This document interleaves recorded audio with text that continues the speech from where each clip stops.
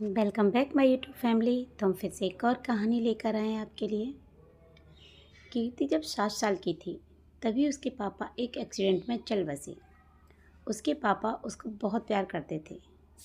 उसकी माँ ने उसके बाद दूसरी शादी कर ली।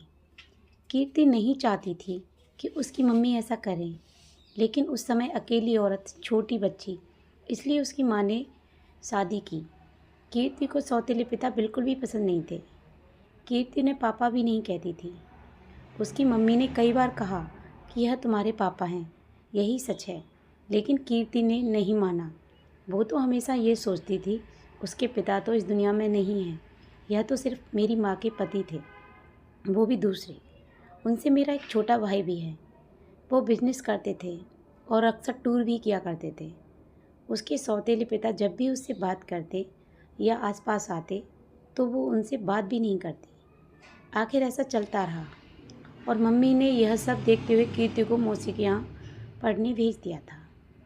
कीर्ति का ज़्यादातर समय वहीं निकला। पढ़ाई के बाद कीर्ति को एक लड़के अजय से प्यार हो गया। अजय नया नया ही शहर में आया था और कीर्ति की मौसी के घर के पास ही रहने भी आया था।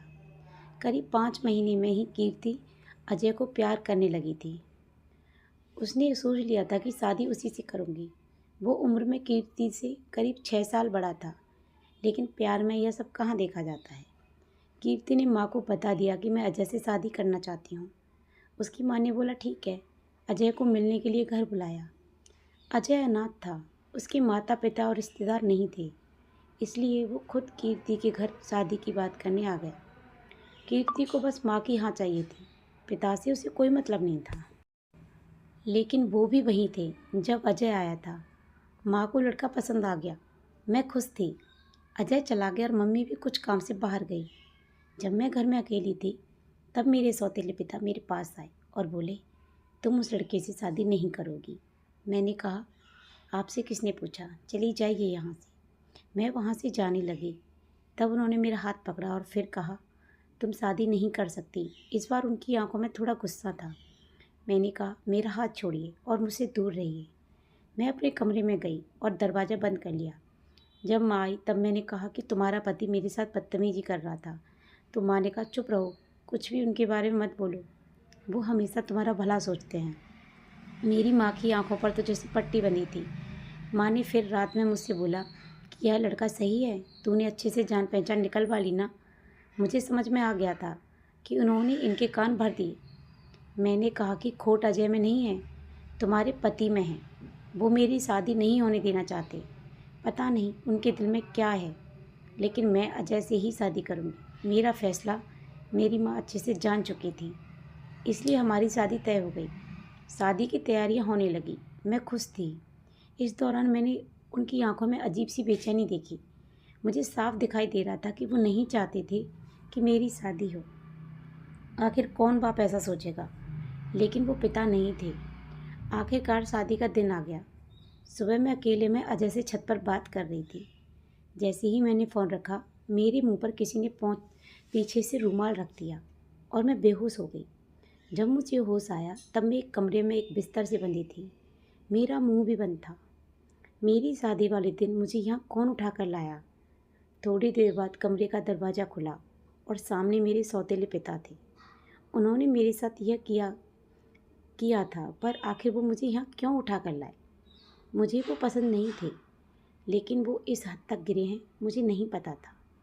ऐसा तो मैंने उनके बारे में नहीं सोचा था।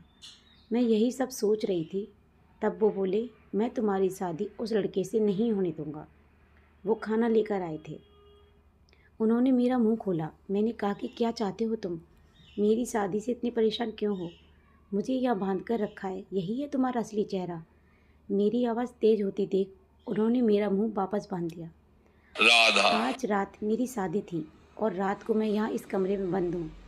मेरी आंखों से लगातार आंसू निकलते जा रहे थे।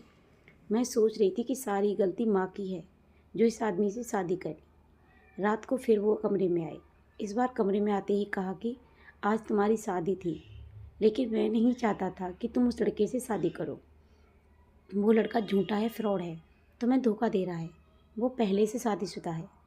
तुम मेरी बात नहीं मान रही थी, इसलिए मैं तुम्हें यहाँ इस तरह लाया। लेकिन तुम्हारे भले के लिए मैं कुछ भी करूँगा। मैं 2 साल पहले जब शहर के बाहर कुछ काम से गया था, तब मुझे यह लड़का होटल में एक लड़की के साथ दिखा था। मुझे इसलिए याद है क्योंकि वो लड़की मेरे जानने वाले दोस्त को जानती थी। उस समय उसने उससे बात की, तब भी वो चुप था और मुँह छिपा रहा था। जब तुम उसे घर लाई तब मुझे लगा यह वही है, इसलिए मैं तुम्हें मना कर रहा था। मैं जानता हूँ तुम मुझे अपना बाप नहीं मानती, लेकिन मैंने तुम्हें हमेशा अपनी बेटी माना है और मैं वही करूँगा जिसमें तुम्हारी भलाई हो। फिर चाहे तुम मुझे कुछ भी समझो, कुछ भी बोलो। उस लड़के की सच्चाई तुम्हें सुबह पता चल जाएगी और तब तक तुम्हें यहीं रखूँगा। और वहाँ से दरवाज़ा बंद कर चले गए। सुबह वो वापस आए, साथ में माँ भी थी। माँ ने पहले आते ही मेरे हाथ और मुंह खोले। मैंने मम्मी से कहा कि देखो इस आदमी ने क्या किया। अभी तक मुझे उनकी बातों पर थोड़ा भी विश्वास नहीं था, लेकिन फिर दरवाजे से एक और औरत आई। उसके हाथ में एक छोटा बच्चा भी था। वो औरत बोली कि यह सही बोल रहे हैं, वो आदमी धोखेबाज है। उसने मुझे भी धोखा दिया है। वो अनाथ नहीं है, उसके घर वाले भी हैं। मेरे सामने खड़ी वो औरत, उसका बच्चा, मेरी माँ, इन सब को देखकर मुझे भी अब यकीन होने लगा था। मैंने उसी समय अजय को फ़ोन लगाया, लेकिन उसका फ़ोन ऑफ था। शायद उसे भी पता चल गया था कि उसकी सच्चाई सामने आ गई। उसके खिलाफ अब जो भी कार्रवाई होगी वो पुलिस करेगी। मेरे पिता उसके बाद भी मुझसे बात कर रहे थे, जैसे पहले कुछ हुआ ही ना हो। 2 दिन बाद ही उनका बर्थडे था। मैंने पहली बार केक बनाया और उन्हें सरप्राइज़ दिया। उन्हें बोला हैप्पी बर्थडे पापा। मेरे ऐसा बोलते ही उनकी आंखों में आंसू आ गए। इतने सालों से दबा रखे थे शायद। बोले बेटा बस अब मुझे ज़िंदगी से कोई शिकायत नहीं। अब मुझे कुछ नहीं चाहिए। तुमने मुझे पापा कहा, बस इतना ही मैं सुनना चाहता था।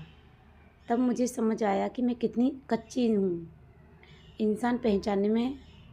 मेरे घर में मेरे सामने मुझे इतना प्यार करने वाले पिता थे, उनका मैंने कभी सम्मान नहीं किया और बाहर उस अजय की झूठी बातों में आ गई। मेरे पिता ने ना सिर्फ मेरी ज़िंदगी बचाई, बल्कि मुझे यह भी बताया कि मैं कितनी गलत थी। तो आप लोग बताना कि आपको ये कहानी कैसी लगी। अगर आपको ये कहानी अच्छी लगी तो प्लीज़ अच्छे अच्छे कमेंट करना, और आप हमारे चैनल पर नए हो तो प्लीज़ हमारे चैनल को सब्सक्राइब करना, लाइक करना, शेयर करना, और ऐसी ही मज़ेदार कहानियों के लिए बने रहिए हमारे चैनल पर। मिलते हैं एक और वीडियो में एक और कहानी के साथ। तब तक के लिए thank you so much. Bye bye everyone. जय माता दी। राधे राधे।